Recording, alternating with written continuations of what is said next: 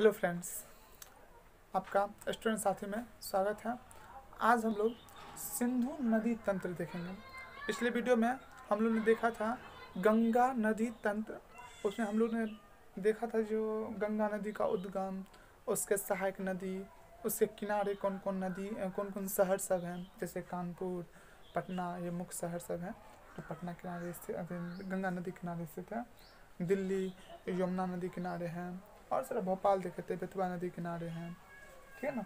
उसी तरीक़ा से आज हम लोग देखेंगे सिंधु नदी तंत्र, ठीक है ना। अब सिंधु नदी तंत्र का उद्गम क्या क्या हुआ उसमें और कौन कौन नदी मिलती है वो सब देखते हैं। तो सबसे पहले देखते हैं सिंधु नदी का उद्गम तिब्बत से में होता है। सिंधु नदी का उद्गम ये भारत पे कश्मीर है ऊपर में, इधर चीन हो गया।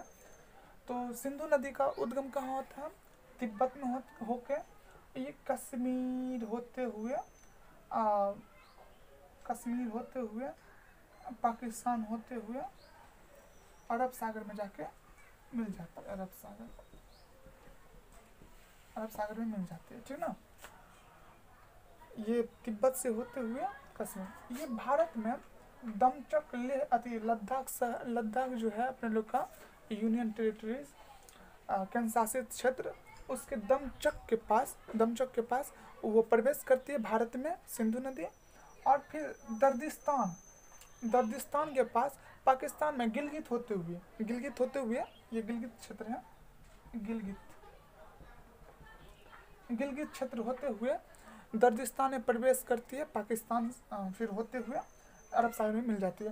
ये पाकिस्तान की सबसे लंबी नदी है, ध्यान रखिएगा।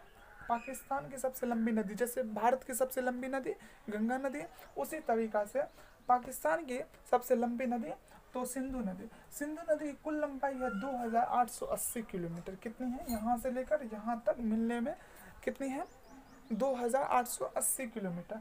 लेकिन उससे पहले, ये जो मिलने से पहले, इसमें क्या होते हैं तो कुछ और नदी जो है सो इनमें मिलती है, उनकी सहायक नदी कह सकते हैं, ठीक है ना। जो अपने कुछ का तो अपने भारत में उद्गम है, कुछ तिब्बत में, एक का है। इधर देख लेते हैं कौन कौन नदी है। सबसे पहले देखते हैं इसकी मुख्य 5 नदी कौन कौन है जो सहायक है। तो एगो झेलम है, चिनाव है, रावी है, ब्यास है, सतलज है। कौन कौन? झेलम, चिनाव, रावी, ब्यास, सतलज, ठीक है ना, ऐसे करके। तो अब झेलम बारे में देख लेते हैं। झेलम का उद्गम कश्मीर में होता है। झेलम कहाँ से? कश्मीर में। इसमें दो नदी जो है मेन है। एक तो हो गया चेनाब नदी और एक हो गया सतलज नदी। चेनाब नदी और सतलज नदी सिंधु नदी की सबसे लंबी सहायक नदी है, ठीक है ना। सबसे लंबी सहायक नदी, बड़ी कह सकते हैं, वो है। इसकी बहुत बड़ी सहायक नदी है चेनाब और सतलज। तो चेनाब के बारे में पहले तो झेलम के देख लेते हैं। झेलम नदी का उद्गम कहाँ होता है? कश्मीर क्षेत्र में होता है। उससे पहले चेनाब का देख लेते हैं। चेनाब का कहाँ होता है तो हिमाचल प्रदेश में। कहाँ होता है? हिमाचल प्रदेश में। यहाँ चेनाब लिख देते हैं। ये हिमाचल प्रदेश में इसका उद्गम होता है।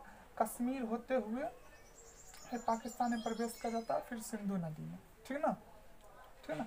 उससे पहले इसमें और सारा कहानी सब है, उसको देखते हैं। हिमाचल प्रदेश में चेनाब नदी का उद्गम होता है। ये मुख्यतः 2 नदियों से चेनाब नदी उद्गम होता है, ठीक है ना। एक तो चंद्र और दूसरा भागा। तो इसीलिए हिमाचल प्रदेश में चेनाब नदी को चंद्रभागा नदी के नाम से भी जानते हैं। तो इसका उद्गम 2 नदियों से होता है, एक चंद्र, एक भागा नदी। तो इसीलिए उसको क्या संयुक्त रूप से क्या किस नाम से जानते हैं? चंद्रभागा नदी, ठीक है। उससे पहले क्या होता है? झेलम। अब झेलम नदी कश्मीर में होता है उद्गम। वो क्या होता है फिर ये बेरीनाग के निकट, ठीक है ना। बेरीनाग के निकट क्या होता है? झेलम का उद्गम होता है और ये चेनाब नदी में मिल जाता है, ठीक है ना। चेनाब नदी ये करीब 170 किलोमीटर का सीमा भी बनाता है भारत और पाकिस्तान के बीच। ये 170 किलोमीटर का क्या बनाता है? यहाँ पर सीमा भी बनाता है, ठीक है ना। अब देखते हैं रावी नदी। तो रावी नदी का भी उद्गम हिमाचल प्रदेश में ही होता है, ठीक है ना। और रोहतांग दर्रा, पिछले वीडियो में दर्रा बारे में चर्चा की थे। रोहतांग दर्रा हिमाचल प्रदेश का है, तो वहाँ से उद्गम होता है रावी नदी का। रावी नदी का उद्गम भी कहाँ होता है? हिमाचल प्रदेश में। चेनाब का भी हिमाचल। रोहतांग दर्रे से होते हुए ये भी क्या होता है? पाकिस्तान में आके ये चेनाब नदी से मिल जाती है, ठीक ना। फिर आ जाते हैं ब्यास नदी। ब्यास नदी का भी उद्गम रोहतांग दर्रे में कुल्लू घाटी से होता है, ठीक ना। कुल्लू घाटी से ब्यास नदी, ब्यास, ठीक ना। ब्यास नदी होते हुए ये क्या होता है इसमें? ये ब्यास नदी हिमाचल प्रदेश, पंजाब होते हुए ये सतलज नदी मिल जाती है। किस नदी में? सतलज नदी में। तो सतलज नदी का भी देख लेते हैं। सतलज नदी का उद्गम जो होता है सो तिब्बत में होता है। ये सिंधु नदी के समांतर होते हुए हिमाचल प्रदेश में प्रवेश करती है और फिर ये पंजाब होते हुए पंजाब में क्या नाम है, हरी के बराज के पास ये ब्यास नदी से मिलती है और फिर आगे आके चेनाब नदी में मिल जाती है, ठीक है। देखिए कहाँ कहाँ से सतलज नदी का उद्गम कहाँ पे? तिब्बत से होते हुए ये सिंधु नदी के समांतर बहते हुए फिर क्या हिमाचल प्रदेश में प्रवेश करती है, पंजाब होते हुए बैरेज के पास, हरी के बैराज के पास ब्यास नदी से मिलती है और फिर वो पाकिस्तान में प्रवेश करती है और चेनाब नदी से मिलती है। ध्यान रखिए चेनाब नदी से, है ना। तो इसीलिए और फिर आगे जाके ये सिंधु नदी से मिल जाती है। तो ध्यान रखेंगे ये सबसे लंबी नदी होगी सहायक कौन सा? सतलज नदी, ठीक ना, ठीक है।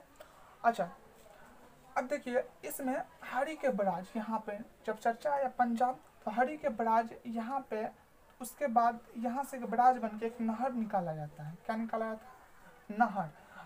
इस नहर का नाम है इंदिरा गांधी नहर। इंदिरा गांधी नहर ये भारत की सबसे लंबी नहर है। इससे लाभान्वित राज्य है पंजाब, राजस्थान, गुजरात, लेकिन ज़्यादातर ये राजस्थान में बहती है 470 किलोमीटर के आसपास। तो इसीलिए इसको कह सकते हैं लाभान्वित ज़्यादा प्रदेश कौन सा राज्य है? राजस्थान। इंदिरा गांधी नहर ध्यान रखेंगे सबसे इम्पोर्टेंट है। बराज, हरी के बराज के पास इंदिरा गांधी नहर। तो इंदिरा गांधी नहर का उद्गम पूछे किस नदी का पानी आता है? तो सतलज नदी का पानी आता है, ठीक ना, और ब्यास नदी का। फिर देखिए ये चेनाब और सतलज, ये सतलज है। चेनाब और सतलज ये सिंधु नदी मिलने से पहले बहावलपुर में, यहाँ पे है बहावलपुर में मिलती है। बहावलपुर यहाँ पे मिलती है। उससे पहले 45 किलोमीटर के आसपास पहले ये चेनाब और सतलज ज्वाइंट हो जाती है। तो उसको क्या कहते हैं? ये 5 नदी का मिल जाती है, इसीलिए इसको बोलते हैं पंचनद। क्या बोलते हैं? संयुक्त रूप से पंचनद। ये पंचनद, सतलज और चेनाब मिलकर पंचनद कहलाती है, ठीक ना, ध्यान रखेंगे। और फिर जाके सिंधु नदी में मिल जाती है और आगे आके अरब सागर में ये विलीन हो जाती है, ठीक ना। ध्यान रखेंगे इस जल को, बहुत नदी का इसमें देखिए झेलम, चेनाब, रावी, ब्यास 4 नदी जो है, तो 4 नदी का तो उद्गम ये भारत में होता है। तो इसका पानी रोक सकते हैं, इसके लिए क्या हुआ? झंझट न हो इसके लिए ये बहुत ही करीब पानी के लिए भी होता रहता है बीच बीच में, आप देखते होइएगा। उसमें 1951 से ये करीब चर्चा में रहा। उसमें वर्ल्ड बैंक सबसे पहले पड़ा हुआ था, लेकिन बात आगे बढ़ गई।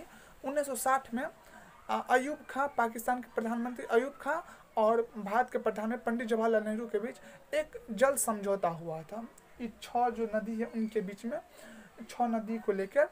तो उस जल समझौता क्या बोलते हैं? सिंधु जल समझौता। इसमें बात यह हुआ जो ऊपर के जो पूरब के जो है ये 3 नदी, देखने ना, ये 3 नदी और ये वाला पूरब के और ये पश्चिम के, तो ये 3 नदी जो ऊपर वाले हैं वो पाकिस्तान का पूरा पानी लेगा और ये जो 3 नदी है नीचे वाले उसका पूरा पानी यानी कि हिंदुस्तान लेगा। इसमें 20% पानी पाकिस्तान को दे सकता है और इसमें 20% पानी हिंदुस्तान ले सकता है इसका, ठीक ना। ये समझौता के तहत है, ठीक ना। तो देख लेंगे आप लोग को ये वीडियो अच्छा लगा हो तो लाइक करें, सब्सक्राइब करें और अपने दोस्तों को जरूर शेयर करें। धन्यवाद।